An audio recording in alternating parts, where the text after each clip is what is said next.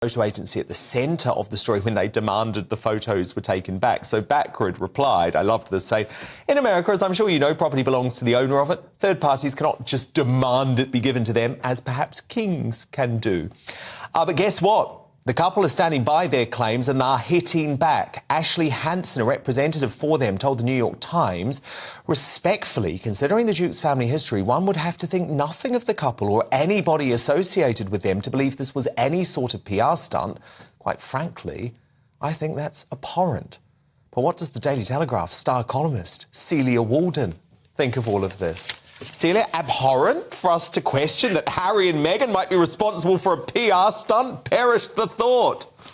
Well, I tell you what, actually, it's for the first time in God knows how long, I mean, maybe forever. When this story came out, I was sitting at my desk and I looked at it and I thought, actually, this is really terrible. That this obviously must have happened because nobody could possibly, invent or exaggerate something this serious, given Prince Harry's history, and then I thought, no, I'm just unlike every other story that's ever emerged, particularly when it's announced by one of their spokespeople.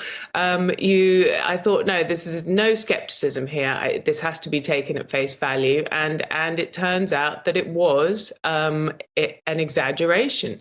And it's the wording, isn't it, Dan? That when you think of all the different ways they could have described happened, and actually we would have left them alone. In fact, we would have been very sympathetic. If it just say that they had said, we were leaving this event, it was a little scary, to be honest, because given what has happened in the past, they were a little too close.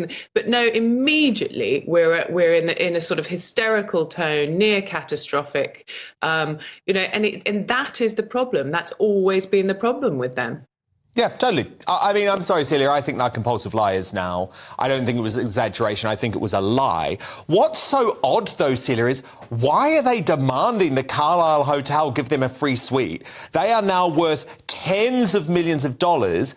And also, they caused all of this, because if they'd just stayed at the hotel, paid to stay at the hotel, there would have been none of this security cat and mouse through New York City. So where do they get off demanding a hotel gives them a free suite? Just pay for it. You've got the dosh.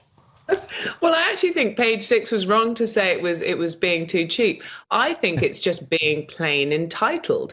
There are people who, it's not a question of saving money. It's because, hey, do you know who I am? I need that hotel suite for free, and I need the clothes for free and the flights for free. And I hear that this is something that Meghan in particular has been known to do in all sorts of areas, because as we all know, it is what actresses do. They get freebies all the time.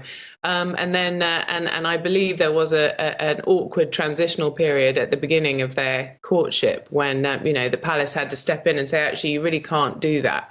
You do have to, once you're a member of the royal family, you just do actually have to pay for everything.